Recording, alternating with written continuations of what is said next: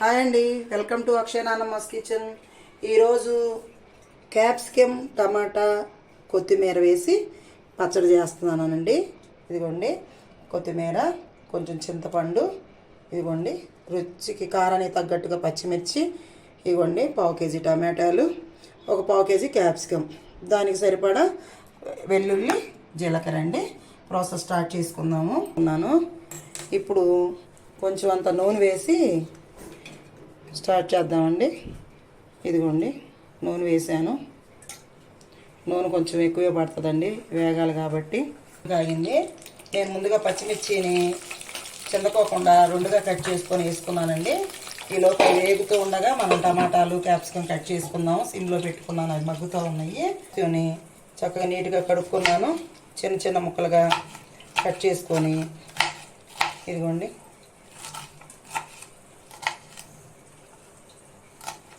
చక్కగా కట్ చేసుకుంటున్నాను. చూడండి, చూడండి ఇలా ఈజీగా తీసేసుకోవచ్చు. పావు కేజీ టమాటాలు, పావు కేజీ క్యాప్సికమ్ వేసానండి.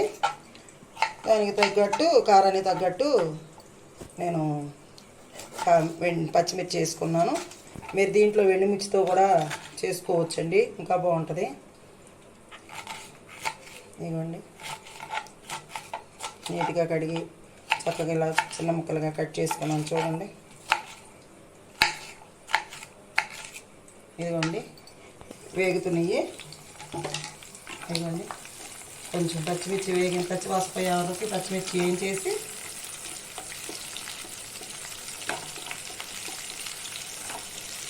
ఇదిగోండి పచ్చిమిర్చి వేగిపోయినాయి.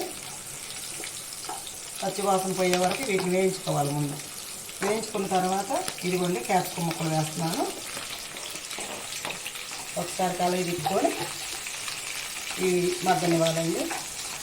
ఇవి మగ్గే వరకు మూత పెట్టుకుందాము. ఈలోపు టమాటాలు కట్ చేసుకుందాం.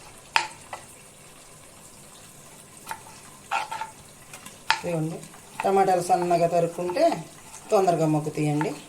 ఇదిగోండి ఇలాగా చూడండి, ఇలాగే మొత్తం టమాటాలు కట్ చేసుకోవాలి. ఇదిగోండి క్యాప్సికమ్ తెగిపోయింది.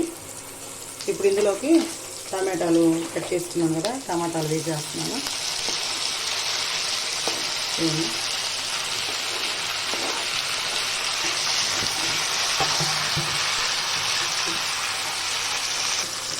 త్వరగా మగ్గాలంటే ఉప్పు వేసుకోవాలండి. ఉప్పు రుచికి సరిపడా అదిగోండి ఉప్పు నాకు స్పూన్నర పట్టింది. తర్వాత టేస్ట్ని బట్టి కాలిపోతే మళ్ళీ వేసుకుందాం. అదిగోండి చక్కగా మగ్గుని మూత పెట్టుకొని మగ్గించుకోవాలి.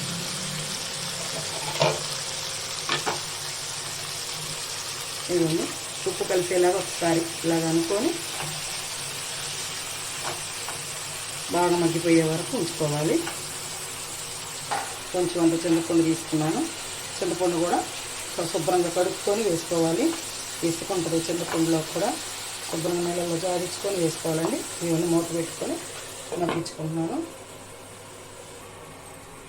ఇదిగోండి ఒక 10 నిమిషాలు ఆగిన తర్వాత మూత తీసుకొని చూసుకుంటే చక్కగా మగ్గిపోద్ది. సిమ్లో పెట్టుకుంటే మాడకోకుండా పద్దబద్దాలు తిప్పే పని లేకుండా చక్కగా మగ్గిపోద్దండి. ఇదిగోండి మగ్గిపోయింది చూడండి. ఇప్పుడు ఇందులోకి కొంచెం అంత కొత్తిమీర, అదిగోండి కొంత తీసుకున్నాను. కొత్తిమీర శుభ్రం కడుక్కొని కొత్తిమీర పెట్టి వేసుకున్నాను. కొత్తిమీర దీనికి మంచి ఫ్లేవర్ వస్తుందండి.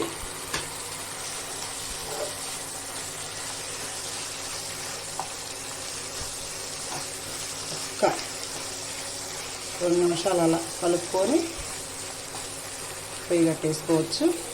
కొత్తిమీర ఎక్కువసేపు మగ్గక్కర్లేదు, మళ్ళీ ఎక్కువసేపు మగ్గినా కూడా టేస్ట్ పోతుంది. ఇదిగోండి అయిపోయింది. నేను పొయ్యి కట్టేసుకుంటున్నాను. ఇదిగోండి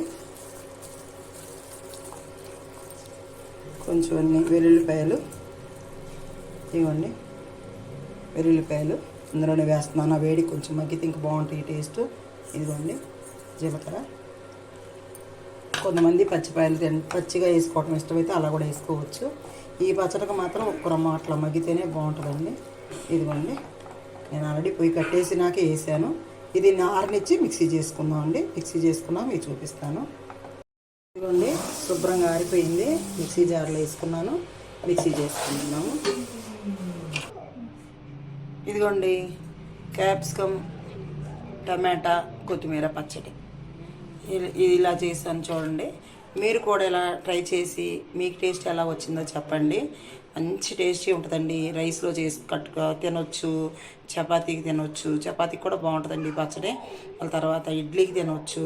మీరు ఏ టిఫిన్ వేసుకున్నా, దోశ వేసుకున్నా సరే ఇది చట్నీ చాలా బాగుంటుంది. మళ్ళీ ఇందులో ఇంకా మీకు కావాలి అనుకుంటే కొబ్బరి కూడా యాడ్ చేసుకోవచ్చండి. క్యారెట్ కూడా యాడ్ చేసుకోవచ్చు. మీ ఇష్టం, అది తినేవాళ్ళ ఇష్టం. ఈ సేమ్ ఇదే ప్రాసెస్లో కొంచెం క్యారెట్ పీల్ తీసేసి చక్కగా తురుముకొని లేదా చిన్న చిన్న ముక్కలు కట్ చేసుకుని కూడా దీనిలో వేసుకోవచ్చు. పచ్చి కొబ్బరి కూడా వేసుకోవచ్చు అండి. తినేవాళ్ళ ఇష్టం ప్రకారం చేసుకోవచ్చు. చూడండి, ఇలా ట్రై చేయండి. మీకు ఎలా టేస్ట్ వచ్చిందో మాకు కామెంట్లో పెట్టండి. ఎవరు కామెంట్లు పెట్టట్లేదు. మీరు బాగుంది బాగాలేదు అనేది ఒక కామెంట్ పెడితే నాకు కూడా కొంచెం మోటివేషన్ ఇచ్చినట్టు ఉంటుంది. మా ఛానల్ సబ్స్క్రైబ్ చేయండి, లైక్ చేయండి, షేర్ చేయండి అండి. Thank you.